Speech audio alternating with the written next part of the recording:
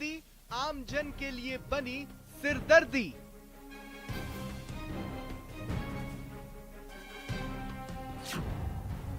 भर्ती परीक्षाओं के दौरान 1 महीने में हुई 4 बार नेट बंदी।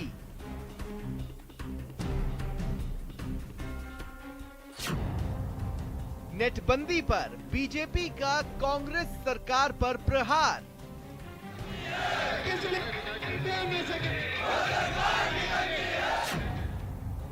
बीजेपी ने कहा नेटबंदी से करोड़ों रुपए का आर्थिक नुकसान। कांग्रेस सरकार मुर्दाबाद। बीजेपी का आरोप नाकामी छुपाने के लिए नेटबंदी कर रही राज्य सरकार।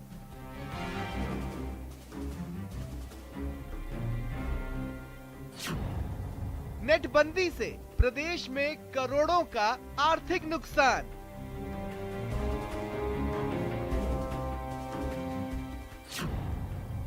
इंटरनेट बंद होने से आम जन को झेलनी पड़ी परेशानी।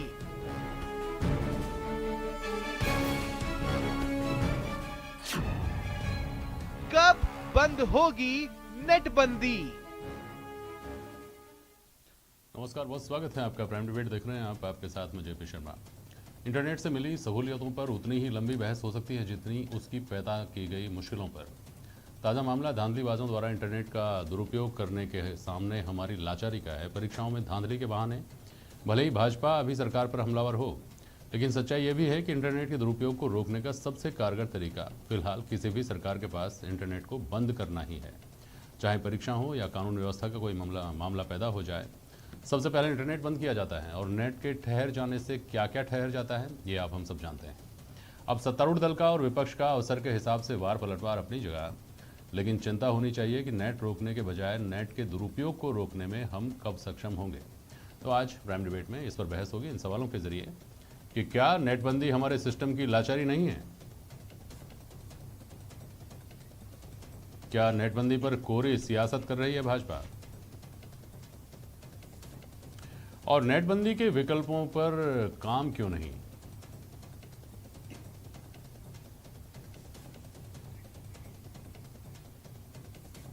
स्वर्णिम चतुर्वेदी जी हमारे साथ, कांग्रेस के प्रवक्ता। धीरेन्द्र सिंह राघव हैं, 40 यूथ विंग के प्रेसिडेंट हैं। रामलाल शर्मा जी हैं, भारतीय जनता पार्टी के विधायक हैं, प्रवक्ता हैं। और राजशेखर राजहरिया जी हैं हमारे साथ, आप साइबर एक्सपर्ट हैं। बहुत स्वागत है आप सभी का।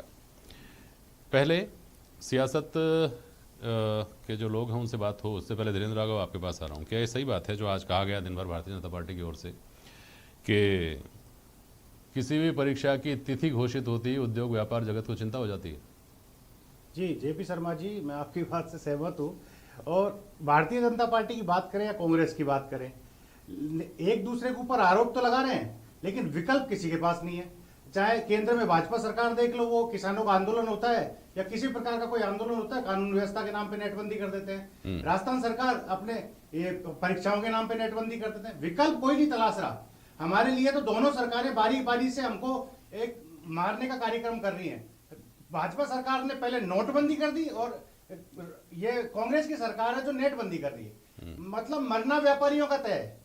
व्यापारी सबसे ज्यादा अगर किसी को नुकसान होता है वो व्यापारियों को होता है। आम जन के लिए तो ठीक है, एक दिन नेट बंद रहा तो वो अपने सोशल मीडिया नहीं चलाएगा या और कोई काम नहीं करेगा, बहुत ज्यादा नुकसान नहीं होता। लेकिन व्यापारियों को एक एक दिन में, एक एक घंटे में करोड़ों रुपए का नुकसान होता है। ना तो ऑनलाइन पेमेंट कर पाता है, ना होटलों की बुकिंग होती है, ना किसी प्रकार के ईबे बिल बनते हैं, ना जीएसटी के बिल बनते हैं, तो कोई भी गाड़ी डिस्पैच नहीं हो सकती। तो इससे सबसे ज्यादा नुकसान है वो व्यापारियों को हो रहा है। भाजपा हो या कांग्रेस हो, दोनों अपने अपने दोनों के तर्क हैं, दोनों एक दूसरे पर आरोप लगा देते हैं, विकल्प की तलाश कोई नहीं करता। तो मेरा दोनों सरकारों से, चाहे प्रदेश की सरकार हो या देश की सरकार हो, दोनों से निवेदन है कि आरोप प्रत्यारोप लगाने के बजाय इस इंटरनेट बंदी का कोई विकल्प तलाशे। ठीक है, आपने कहा व्यापारियों का, उद्योग जगत का बहुत बड़ा नुकसान है, और इसको इस तरह से भी समझा जाना चाहिए कि व्यापारी और उद्योग जगत के लोग जो व्यापार करते हैं, उद्योग चलाते हैं, उससे उनका टैक्स सरकार को जाता है, तो सरकार का भी तो बहुत बड़ा नुकसान है। स्वर्णिम चतुर्वेदी जी, इस सब के बावजूद क्या हमारी लाचारी नहीं दिखती इस जगह आकर? देखिए जेपी जी, मैं ये बताना चाहता हूँ, इन्हीं सब जो मुद्दों को दृष्टिगत रखते हुए राज्य सरकार ने फैसला लिया था कि हमने संपूर्ण जो है नेटवर्क शटडाउन नहीं किया था, संपूर्ण नेटबंदी नहीं थी राजस्थान में, और वो भी कुछ टुकड़ों में थी। केवल जो मोबाइल इंटरनेट है, मोबाइल यूजर्स हैं, उनकी थी। जो ब्रॉडबैंड से कर रहे हैं, जो बैंकिंग सेवाएं हैं, जो संस्थान के पास जो कनेक्शन है, उनमें नेटबंदी नहीं थी, वो चालू था यथावत, ताकि बिजनेस कम्युनिटी को नुकसान नहीं हो। और जो मोबाइल इंटरनेट भी रोका गया, वो भी कुछ घंटों के लिए टुकड़ों में ऐसा रोका गया, ताकि जो लाखों परीक्षार्थी, लाखों अभ्यर्थी और उनके पीछे जो हजारों कर्मचारी परीक्षा कराने में जुटे हुए हैं, इनकी मेहनत पर पानी ना फिरे, वरना इसमें बहुत बड़ा नुकसान हो सकता था। और आज भारतीय जनता पार्टी का मैं सुन रहा था, बड़े बयान दे रहे थे, इनको तो सबसे पहले ये जवाब देना चाहिए कि जनवरी और फरवरी में ही केंद्र सरकार ने संपूर्ण इंटरनेट शटडाउन किया था, पूर्ण इंटरनेट शटडाउन एनसीआर क्षेत्र में, जब किसान आंदोलन चल रहा है, 11 बार 2 महीनों में 11 बार, ये तो केंद्र सरकार ने किया। इसके अलावा जम्मू कश्मीर है, उत्तर प्रदेश में 39 बार कर चुके हैं, हरियाणा में 18 बार कर चुके हैं, और बिना किसी कारण के संपूर्ण इंटरनेट शटडाउन, वो भी पूरे दिन, 2-2 दिन। जम्मू कश्मीर का उदाहरण तो सभी को पता है, जो केंद्र सरकार ने किया। तो आज उन स्थितियों में जब खुद भारतीय जनता पार्टी की सरकारें कर रही हैं, हम तो किसी कारण से, और वो भी पूर्ण नेटवर्क शटडाउन हमने नहीं किया, इंटरनेट शटडाउन किया, केवल मोबाइल नेटवर्क का। संस्थान जो है वो यथावत काम करते रहे, बैंकिंग संस्थान है वो यथावत काम करते रहे, तो ये सब चीजें चल रही थी। तो इन सब चीजों को देखते हुए भारतीय जनता पार्टी को यह देखना चाहिए कि आपने जो कृत्य किए, सबसे पहले शटडाउन इंटरनेट तो भारतीय जनता पार्टी नहीं किया था राजस्थान में, जब गुर्जर आंदोलन चला या अन्य आंदोलन चले, उसके अलावा परीक्षाएं हुई, तो हमने तो केवल कुछ गुर्जर आंदोलन के दौरान तो नेट था ही कहाँ स्वर्णिम जी, गुर्जर आंदोलन के दौरान तो नेट था ही कहाँ। 2013 से 2018 के बीच में आप सही कह रहे हैं कि भारतीय जनता पार्टी की सरकार के समय भी नेट बंद हुआ। रामलाल शर्मा जी, आपको मेरी आवाज़ आ रही होगी। जहां सर्वाधिक नेट की बंदी की गई है उसमें राजस्थान से ऊपर कश्मीर है और नीचे उत्तर प्रदेश है, यानी पहले नंबर पर भी भाजपा के द्वारा ही नेट बंद किया गया जम्मू कश्मीर में, और तीसरे नंबर पर राजस्थान से नीचे जो आता है वो भी उत्तर प्रदेश, यानी भाजपा की सरकार। तो ये तो सिस्टम की लाचारी है, इसमें कांग्रेस की सरकार क्या करेगी? स्वर्णिम चतुर्वेदी जी पूछ रहे हैं। देखिए जेपी शर्मा जी, नेटबंदी का आधार क्या है, कारण क्या है, किस वजह से नेटबंदी की गई है? भारतीय जनता पार्टी की सरकार देश के अंदर है, और देश में भारतीय जनता पार्टी की सरकार उत्तर प्रदेश के अंदर भी है और आपके हरियाणा के अंदर भी है। लेकिन जहां इंटरनेट बंद किया गया, उसका प्रमुख कारण ये था कि कानून व्यवस्था को बनाए रखे, एक दूसरे को सोशल मीडिया के ऊपर इस तरीके से मैसेज वायरल नहीं करे जिससे उत्तेजना पैदा हो, ये कारण था प्रमुख। और आने वाले समय के अंदर चाहे भारतीय जनता पार्टी की सरकार हो चाहे कांग्रेस की सरकार हो, अगर कानून व्यवस्था बनाए रखनी है तो ये एक विकल्प है, इस विकल्प का उपयोग सभी करते हैं।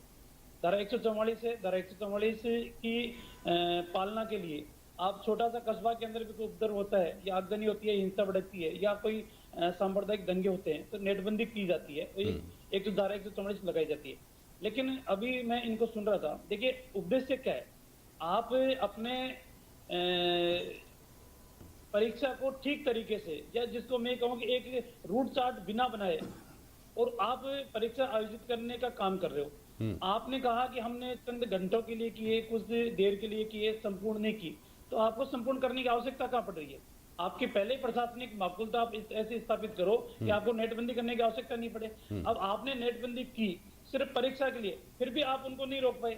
आज भी आप वाईफाई के माध्यम से अगर किसी को बदमाशी करनी है तो वो कर सकता है। वाईफाई बंद थोड़ी किया था आपने, और ब्रॉडबैंड आपने कनेक्शन बंद थोड़ी किए थे। आप खुद स्वीकार कर रहे हो कि हमने नहीं किया, तो फिर नेटबंदी करने की आवश्यकता क्या थी?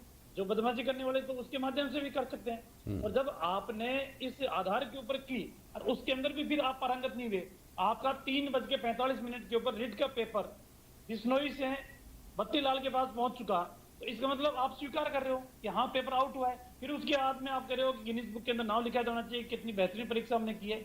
लाखों विद्यार्थियों के भविष्य को अंधकार में करने का काम राजस्थान की सरकार ने किया है, और एक ने अनेकों उदाहरण ऐसे हैं कि आपने उद्देश्य तो था, उस उद्देश्य के बावजूद भी आप उसमें सफल नहीं हुए, आप उसमें असफल भी हो। रामलाल जी, पहली बात तो ये है कि क्या आप इस बात को क्लीन चिट देते हैं कि लॉ एंड ऑर्डर के लिए अगर नेट बंद किया जाए तो वो तो किया जा सकता है, और अगर परीक्षा का मामला आता है तो फिर वहाँ नेट बंद नहीं करना चाहिए, वहाँ जोखिम उठाना चाहिए या रास्ता निकालना चाहिए, जो आप भी नहीं निकाल पाए, ये भी नहीं निकाल पाए। देखिए जेपी शर्मा जी, कानून व्यवस्था जहाँ बनाए रखनी है, चाहे वो किसी की पार्टी की सरकार हो, लेकिन अगर कोई घटना घटित हुई है और उससे उत्तेजना फैलने की आशंका है, बड़ा हादसा होने की संभावना है, तो वहां पर कानून के दायरे के अंदर आप इस यंत्र का अगर उपयोग करते हो तो उसमें कोई आपत्ति नहीं है। मैं ये नहीं कहता कि सिर्फ भारतीय जनता पार्टी करनी चाहिए, कांग्रेस की अगर सरकार है, कहीं कानून व्यवस्था बिगड़ी हुई है और उसको ठीक करने के लिए अगर आपको इस यंत्र का उपयोग करना है तो आप करें। लेकिन जिस उद्देश्य के लिए आपने राजस्थान के अंदर नेटबंदी की, आज राजस्थान के अंदर 6,55,00,000 यूजर है। अब हो सकता है कि एक व्यक्ति 2 मोबाइल, 3 मोबाइल, 4 मोबाइल भी काम में लेता हो अपने नाम से, लेकिन इतनी यूजर है। अब आज पूरा का पूरा, अभी मैं इनको 40 के जो अध्यक्ष उनका सुन रहा था कि सिर्फ व्यापार, भैया सिर्फ व्यापार में नहीं, एक ये तो लाइफ लाइन बन चुकी है हर व्यक्ति। आप मोबाइल 5 मिनट के लिए साइड में रख दो, आपको शरीर के अंदर बेचैनी शुरू हो जाएगी, मेरा मोबाइल गया कहाँ। हर व्यक्ति इससे जुड़ा हुआ है, पेटीएम के माध्यम से, ऑनलाइन बुकिंग के माध्यम से। अभी कोविड की वैक्सीनेशन का अभियान चल रहा है, तो राजस्थान के अंदर सब चीजें प्रभावित हुई है। मोबाइल के अंदर आप उसका रजिस्ट्रेशन नहीं कर सकते, आप अपना टिकट बुक नहीं करा सकते, आप होटल बुक नहीं करा सकते, तो हर आदमी जुड़ा हुआ है इससे। तो आप ये माने कि सिर्फ व्यापारी प्रभावित हुआ है, व्यापार के साथ साथ हर व्यक्ति प्रभावित हुआ है। अब इसका वैकल्पिक रास्ता ये निकालना चाहिए कि आपकी परीक्षा अगर आयोजित हो रही है, आपने अब की बार भी तो किया, रिट में भी कर सकते थे ना। आरएएस के अंदर आपने 2 चरणों के अंदर, वो पटवारी की परीक्षा आपने 2 चरणों के अंदर की, 2 दिन लगातार की, तो आप ऐसी रीट की परीक्षा भी कई चरणों के अंदर कर सकते थे, क्यों नहीं किया आपने? संभाग स्तर के ऊपर आप कर सकते थे। आपने छोटे छोटे गांवों के अंदर सेंटर बना दिए। रामलाल जी, आपकी पार्टी तो इस बात को लेकर सरकार के ऊपर नाकामी के आरोप लगा रही थी कि आप परीक्षा भी एक साथ नहीं करा पाए, आपने कई टुकड़ों में परीक्षा करा दी, इसलिए कई कई दिन तक राजस्थान डिस्टर्ब रहा, कई कई दिन तक नेट बंद रहा। और ये स्वर्णिम चतुर्वेदी जी की पार्टी आरोप लगाती है कि चूंकि आप खुद तो अपने कार्यकाल में बहुत नौकरियां दे नहीं पाए और अब ये देने की कोशिश कर रहे हैं, तो आपको ये चिंता है कि कहीं शेयर ना ले लें, इसलिए आप इस तरह के मुद्दे ले लेकर के आ रहे हैं। अगर देख लो, भारतीय जनता पार्टी की सरकार के समय सबसे ज्यादा भर्तियां हुई है। टीचरों की जो भर्तियां हुई थी वो भारतीय जनता पार्टी के 2003 से लेकर 8 तक का शासन था, उस समय भर्तियां की गई है। व्याख्याताओं की भर्तियां हमने की है, ऐसी कोई भर्ती है ही नहीं। ग्राम सेवकों की भर्ती हमारी सरकार ने की है। कौन सी भर्ती की बात? स्वर्णिम जी कुछ कहना चाह रहे हैं, बोलिए। मैं तो ये बताना चाहता हूँ, भर्तियों की बात कर रहे हैं रामलाल जी, भर्तियां तो केवल कुल मिलाकर के 1.5 लाख की थी पूरे 5 साल के शासन में। अब वो किसी भी विभाग में क्यों, वो एक अलग बात है, 1.5 लाख से तो ज्यादा की नहीं है। और हमारी सरकार जो है कोरोना महामारी के दौरान जो 1.5 साल का वक्त निकला, इसके बावजूद आज 3 साल पूरे होने वाले, 1.5 लाख से ज्यादा भर्तियां तो अभी हम कर चुके। तो ये सब चीजें नहीं है। आपको कानून व्यवस्था बनती है या कोई ऐसे अगर व्यवस्था होती है जहाँ इतनी बड़ी परीक्षा हो रही है, वहां पे लोगों की सहायता के लिए बाहर निकलते लोग, बाहर से परीक्षार्थी आ रहे हैं, भारतीय जनता पार्टी के नेता निकलते, उनके खाने पीने रहने की इंतजाम देखते, वो करने की बजाय सिर्फ क्रिटिसाइज करना, इसके अलावा कोई काम नहीं। और वो भी ऐसी स्थिति में जब संपूर्ण नेटबंदी नहीं की। देखिए, आप तो रामलाल जी इतना सा बता दीजिए कि आपकी केंद्र सरकार और भारतीय जनता पार्टी की जो स्टेट्स में सरकार है, राज्यों में सरकार है, वो संपूर्ण नेटबंदी क्यों करती है, पूर्ण शटडाउन क्यों करती है? क्या आप कानून व्यवस्था संभालने में विफल रहते हैं? क्या आपकी उत्तर प्रदेश की सरकार कानून व्यवस्था नहीं संभाल सकती? क्या केंद्र सरकार राजधानी दिल्ली में नेट ठप कर सकती है? क्या वो कानून व्यवस्था नहीं संभाल सकती है? इस बात का जवाब दीजिए ना। हम तो जो कर रहे हैं, हमने तो एक उद्देश्य के लिए किया और उस उद्देश्य को पाया। आप तो बताइए केंद्र सरकार क्यों विफल है? लॉ एंड ऑर्डर की स्थिति में क्या जयपुर में नेटबंदी नहीं हुई पिछले 3 साल में? स्वर्णिम चतुर्वेदी जी, क्या मालपुरा में नहीं हुई? क्या बारां में नहीं हुई? क्या झालावाड़ में नहीं हुई? स्वर्णिम चतुर्वेदी जी, देखिए बिल्कुल हुई है, मैं तो जेपी जी कह रहा हूं, लेकिन मैं ये कह रहा हूं कि भारतीय जनता पार्टी जब आरोप लगाती है तो इनको ये जवाब देना चाहिए ना कि इनकी सरकारें क्यों कर रही हैं। क्या लॉ एंड ऑर्डर संभालने में विफल है ये कि उत्तर प्रदेश में? क्या इनकी सरकार लॉ एंड ऑर्डर कायम नहीं कर सकती? राजधानी दिल्ली में अगर 11 बार आप 2 महीने में नेट ठप कर सकते हैं और संपूर्ण नेटबंदी कर सकते हैं, तो उसके लिए आपको खुद को सबसे पहले देश से माफी मांगनी चाहिए, हम पे सवाल उठाने से पहले। ठीक है स्वर्णिम चतुर्वेदी जी, परीक्षाओं को लेकर राजनीति में तो मैसेज की चिंता होती है ना, मैसेज क्या जाएगा, सरकार को लेकर क्या मैसेज जाएगा, सिस्टम को लेकर क्या मैसेज जाएगा। परीक्षाओं को लेकर फुल प्रूफ इंतजाम करने के दावे पहली परीक्षा भी नहीं, आखिरी परीक्षा भी नहीं, हर बार किए जाते हैं। उसमें सहूलियतों की बात और कि साहब हमने परीक्षार्थियों को जाने आने का उनका फ्री कर दिया सिस्टम, 300 किलोमीटर दूर उनके सेंटर्स आए हैं, अब किसी तरह की गड़बड़ नहीं हो सकती। लेकिन आखिरकार नतीजा क्या आता है?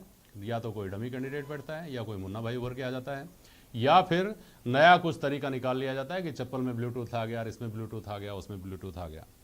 तो फिर ये गर्व के साथ कहना कि देखिए साहब हमने बहुत बेहतर तरीके से परीक्षाएं करा ली, इंटरनेट की तो बात ही छोड़ दीजिए, वो कहाँ तक सही है? देखिए जेपी जी, मैं ये बता रहा हूँ, जो सरकार का दायित्व है अपनी जनता को सुविधाएं प्रदान करना।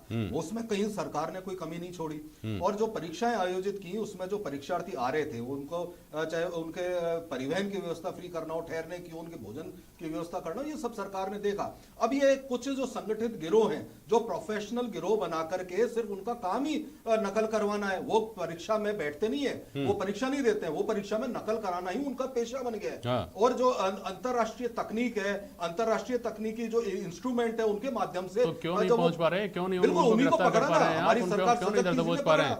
और रामलाल शर्मा जी, आपकी पार्टी की केंद्र में सरकार है, आपकी पार्टी तो डिजिटल इंडिया का सबसे बड़ा श्रेय लेने वाली पार्टी है ना। डिजिटल इंडिया देखिए, सब कुछ हमने नए युग में हम लेकर के जा रहे हैं भारत को। कोई ऐसा तरीका निकालिए ना, राजशेखर राजहरिया जी बैठे हैं हमारे पास, तो आप राज्यों को भी तकनीक बांट दें कि भाई इंटरनेट बंद नहीं करना पड़ेगा, आप इस तरीके से भी काम चला सकते हैं। रामलाल जी देखिए जेपी शर्मा जी, पहले तो जो शरण चतुर्वेदी जी जो बात कर रहे हैं उसका मैं जवाब देने के लिए मैं तैयार हूँ, मैं जवाब भी इनका दे रहा हूँ। सबसे पहले तो आप ये बता दो कि अभी आपने ये बात कही कि साहब कानून व्यवस्था आप बना नहीं पा रहे हो, आपकी जिम्मेदारी है। तो राजस्थान के अंदर आपकी सरकार है, जयपुर के अंदर वो आपने नेटबंदी की, आप 12 के अंदर आपने नेटबंदी की, प्रतापगढ़ में आपने की, डूंगरपुर में जब दंगा हुआ आपने नेटबंदी की। ये बात तो ठीक है। अब इनको टेक्नोलॉजी के ऊपर आना चाहिए। टेक्नोलॉजी के ऊपर आने के लिए मैं इतना कह सकता हूँ जेपी शर्मा जी की सरकार की मंशा अगर ठीक हो तो वो अरे टेक्नोलॉजी पे आप आगे होते तो आप इनको कहते हैं ना, आपको भी तो नेट बंद करना पड़ा, भले लॉ एंड ऑर्डर के लिए करना पड़ा। और टेक्नोलॉजी इसमें क्या कर सकती है, राजशेखर राजहरिया समझने की कोशिश करते हैं। कोई ऐसा तरीका है क्या राजशेखर जी, क्या कोई ऐसा तरीका है क्या कि नेट को बंद नहीं करना पड़े और ये जो रास्ते निकाल लिए जाते हैं, जेल में सुरंग बना ली जाती है, वो भी रोका जा सके? जैसे कि कुछ पर्टिकुलर जो सोशल साइट्स हैं उनको बंद कर दिया जाए, जिनके माध्यम से आपको ये आशंका रहती है कि साहब कोई चीज़ प्रसारित की जा सकती है, भेजी जा सकती है दूसरी जगह, सिर्फ उनको रोक दिया जाए। क्या इस तरह का इतना हमारा टेक्निकल वो नहीं है क्या, एक्सपर्टीज? राजशेखर जी जी, ये पूरा इंटरनेट बंद ना करके केवल को सोशल मीडिया साइट और मैसेजिंग ऐप को काफी इजीली और काफी आराम से बंद किया जा सकता है। इसके काफी बार सजेशन भी दिए गए हैं, लेकिन सजेशन केवल सुने गए हैं, उनको कभी लागू नहीं किया गया है।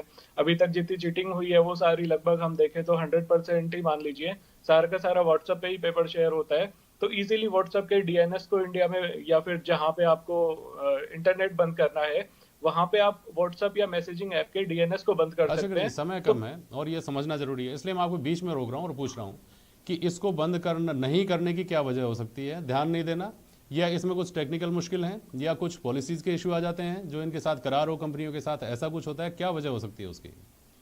ऐसा कोई पॉलिसी इशू नहीं है, काफी आसान है। केवल ये है कि सबसे पहले कौन लागू करे, और हाँ रिस्क लेना पड़ेगा कि हम सबसे पहले इस चीज को लागू करें कि डीएनएस बंद करना स्टार्ट करें व्हाट्सएप का, और उसका फायदा और नुकसान देखें। लेकिन शुरुआत तो कहीं ना कहीं करनी पड़ेगी हमें। तो ये करने के बाद मतलब आप ये कह रहे हैं कि कुछ देर के लिए, जो भी निर्धारित समय हो, जितनी देर की जरूरत है उतनी देर के लिए सोशल साइट्स खासतौर पे व्हाट्सएप के जरिए अगर सर्कुलेट होता है तो वो उसको बंद किया जा सकता है बिना किसी लीगल कंट्रोवर्सी के और बिना किसी पॉलिसी को डिस्टर्ब किए, पॉलिसी के साथ समझौता किए।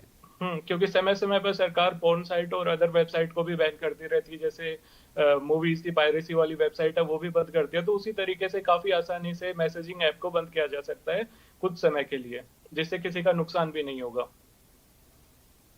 इससे तो काम चल जाता है धीरेन्द्र सिंह राघव। अगर व्हाट्सएप बंद होता है तो होना हो जाए, फेसबुक बंद होता है तो हो जाए, लेकिन व्यापार कारोबार की जो चीजें हैं वो चलती रहें। जी जी, मैं इनकी साइबर एक्सपर्ट जो हमारे हैं इनकी बात से पूर्णतः सहमत हूँ कि इस तरह के अगर कोई व्हाट्सएप या स्पेशल ऐप जो बना दिए जाए और वो बंद कर दिए जाए तो उससे व्यापार को बहुत ज़्यादा नुकसान नहीं होगा, काम चल जाएगा। और अभी ये जो पूर्णतः नेटबंदी जो की जाती है तो उससे बहुत ज़्यादा नुकसान है। लोग होटल की पेमेंट नहीं कर पाते हैं, होटलों की बुकिंग नहीं कर पाते हैं। पर्यटन राजस्थान की रीढ़ की हड्डी है, अगर वही नहीं चलेगा तो फिर राजस्थान की जीडीपी को बहुत भारी नुकसान होगा और लोग कैसे टैक्स चुकाएंगे। तो सरकार को इस तरह की जो एक्सपर्ट बता रहे हैं उस तरह की वो लेनी चाहिए, राय लेनी चाहिए और वो काम करने चाहिए, न कि शिक्षा मंत्री जी को बड़े बड़े भाषण देने चाहिए। चलिए समय कम बचा है तो स्वर्णिम चतुर्वेदी जी और रामलाल जी बता दीजिए, जो बात आज राजशेखर राजहरिया जी ने यहाँ बताई इस स्टूडियो में, वो आपके एक्सपर्ट पहले भी आप लोगों को बता चुके होंगे। आपकी सरकार के समय आपको, आपकी सरकार के समय आपको, और केंद्र में तो आपकी सरकार है ही। इतना आसान तरीका हम क्यों नहीं फॉलो कर सकते? 30 सेकंड में जवाब दे दीजिए, एक दूसरे पे हमला करने के बजाय। समय चूंकि आखिरी 1 मिनट बचा है, बोलिए। नहीं, मैं तो जेपी शर्मा जी सिर्फ इतना कहूंगा कि जो इन्होंने राजशेखर सिंह जो बात कही है, मैं उससे पूर्ण सहमत हूँ कि जिससे वायरल चीजें होती है उनके ऊपर ब्रेक करना चाहिए, बजाय पूरे इंटरनेट को बंद करने के लिए। मैं तो सरकार से इतना चाहूंगा कि किसी के ऊपर एहसान करने की जरूरत नहीं, किसी की सहायता करने की आवश्यकता नहीं है। और कोई भी परीक्षार्थी है वो अपने जेब से पैसा खर्च करके गंतव्य स्थान तक पहुंच जाएगा। उसको बस की सुविधा नहीं चाहिए, उसको खाने के लिए रोटी भी नहीं चाहिए, रहने के लिए मकान भी नहीं चाहिए। उससे तो ईमानदारी से आप परीक्षा करा दो, ताकि वो 2-3 साल से मेहनत करा था, कोचिंग करा था, घर के पैसे खर्च करा था, मकान किराए के ऊपर लेकर रह रहा था, उसकी ईमानदारी से परीक्षा होने से उसका सिलेक्शन हो जाए। इन मुन्ना भाइयों ने उसका भविष्य जो खराब किया है, उस भविष्य खराब होने से वो बच जाए। आप तो इतनी मेहरबानी कर दो। सोनी जी संक्षेप। देखिए जेपी जी, मैं तो एक ही बात कहना चाहता हूँ, ठीक है ये रामलाल जी की सरकार जब आएगी तो ये शायद सुविधाएं नहीं देंगे अभ्यर्थियों को, लेकिन हम तो सुविधाएं देंगे। और निश्चित रूप से जो एक्सपर्ट्स की राय है वो अच्छी राय है, और इस पे केंद्र सरकार को एक राष्ट्रव्यापी जो है नीति बनानी चाहिए। केंद्र सरकार राष्ट्रव्यापी नीति, राज्य सरकार तो कर ही सकती है। ये कोई ऐसा थोड़ी है कि ये केंद्र सूची का विषय है, परव्यू में नहीं होते हैं। तो केंद्र सरकार अगर हो तो राज्य सरकार की रिक्वेस्ट पे के सारे जो ऐप्स हैं उन पे रोक लगाई जा सके एक क्षेत्र विशेष में, तो अच्छा रहेगा। ठीक, बहुत शुक्रिया आप सभी का आज प्राइम डिबेट में शामिल होने के लिए। आज के लिए बस इतना ही, नमस्कार।